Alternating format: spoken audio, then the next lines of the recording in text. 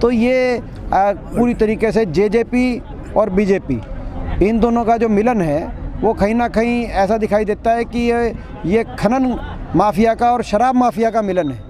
ये खनन माफिया और शराब माफिया मिल गए आपस में, गठबंधन बना लिया इन्होंने। लेकिन 3 राज्यों में स्टार प्रचारक बनाए गए थे, क्या कुछ माहौल देखिए, मैंने ये माहौल देखा। 5 राज्यों में चुनाव में मुझे 3 राज्यों में जाने का अवसर प्राप्त हुआ और काफ़ी चुनाव प्रचार में पहुंचने का कई देश के कई कोनों में मौका मिला। जन भावना ये है लोगों की कि जो भाजपा सरकार जो 8 साल पहले बड़े वायदों के साथ ये सरकार आई थी, कोई वायदा पूरा नहीं हुआ और आज जनता त्रस्त है महंगाई से, बेरोजगारी से, वादा खिलाफी से और इनके अहंकार से। और जनता बदलाव के लिए मतदान करेगी। 5 में से 4 राज्यों में हमें उम्मीद है, पंजाब, उत्तराखंड, मणिपुर और गोवा, इन 4 राज्यों में कांग्रेस पार्टी का बहुमत बनेगा, सरकार बनेगी। और उत्तर प्रदेश में भी बदलाव निश्चित है और उस बदलाव में जो नई सरकार का गठन होगा उसमें कांग्रेस पार्टी की एक भूमिका रहेगी। और बात आई है, एक विकास शुल्क के नाम पर एक नोटिफिकेशन आया है हरियाणा सरकार द्वारा, जिस नोटिफिकेशन के अंतर्गत शहर के अंदर भी और लाल डोरे के अंदर भी रजिस्ट्री करते टाइम बड़े जो अपना विकास शुल्क जमा कराना पड़ेगा, उसमें 10 गुना, 5 गुना, 10 गुना, 15 गुना तक का इजाफा सरकार ने किया है। ये मैं समझ से परे की बात है। हमारी जब सरकार थी तो रजिस्ट्री के टाइम कोई विकास शुल्क नहीं लगता था, मगर ये जो एक विकास शुल्क के नाम पे इतना बड़ा एक इजाफा किया गया है, वो उसको नोटिफिकेशन को सरकार हम मांग करते हैं रद्द करे।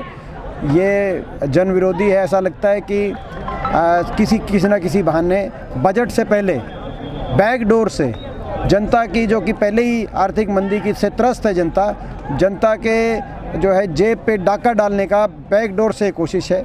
अभी बजट सत्र आएगा, जो है हमारा पूरा विधायक दल, मलिक साहब यहाँ मौजूद हैं, हम तैयारी कर रहे थे बजट सत्र में सरकार से जवाबदेही करें, लेकिन उससे पहले बैकडोर में ये विकास शुल्क के नाम पे जनता पे एक बहुत भारी जनता का जेब पे डाका डालने का प्रयत्न हुआ है। इसके हम पूर्णतः सरकार से कहना चाहते हैं कि इस नोटिफिकेशन तुरंत रद्द किया जाए और नहीं तो हम जनता की आवाज़ लड़ाई लड़ेंगे। भ्रष्टाचार पर सवाल काम रोको प्रस्ताव भी इस पे हम लाएंगे। कोटा साहब, भ्रष्टाचार पर सवाल पूछते हैं सरकार से तो वो कहते हैं कि 70 साल का जो है वो 7 साल में ठीक नहीं हो सकता। देखिए, भ्रष्टाचार के रिकॉर्ड, इतनी लूट खसूट और रिकॉर्ड, ये हरियाणा बीजेपी के राज में केवल बेरोजगारी में और अपराध में ही नंबर 1 नहीं पहुंचा, देश में भ्रष्टाचार में भी नंबर 1 पहुंचा। आपने देखा किस तरीके से बड़े बड़े घोटाले सामने आए। नागर जब कोरोना का लॉकडाउन था, उस समय लॉकडाउन के टाइम में शराब घोटाला कैसे सामने आया, धान घोटाले में कैसा पर्दा डाला गया, रजिस्ट्री घोटाला कैसे सामने आया, किस तरीके से ग्वाल पहाड़ी का घोटाला, जो अपना या मेट्रो का रूट बदलने का घोटाला, खनन का घोटाला, अवैध खनन, इस तरीके से प्रदेश में लूट जारी है कि वहाँ पे जान की भी कीमत नहीं रही।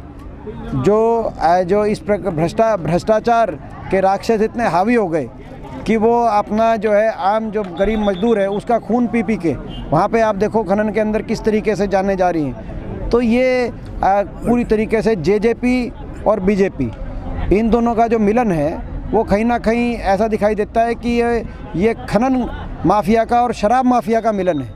ये खनन माफिया और शराब माफिया मिल गए आपस में, गठबंधन बना लिया इन्होंने, लेकिन और लूटने में लगे हुए हैं, खुली छूट मिली हुई है। हर HPSC का घोटाला अलग, HPSC घोटाला अलग।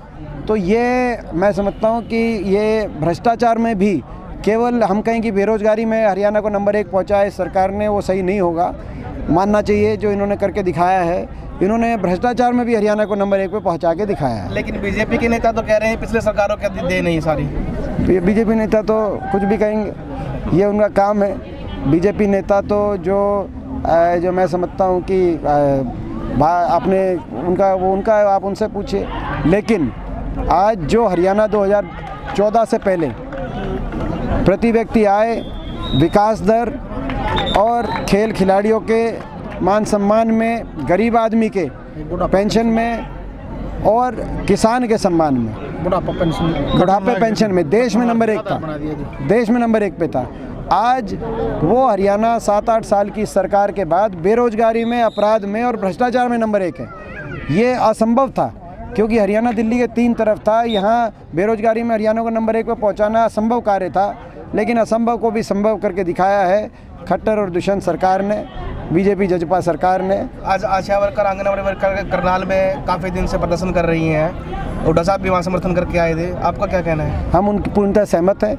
वो और इसमें मुख्य बात ये है, आपकी जानकारी के लिए बता दें कि वो वही मांगों को लेकर आशा वर्कर प्रदर्शन कर रही हैं जिनको सरकार नहीं मानना था।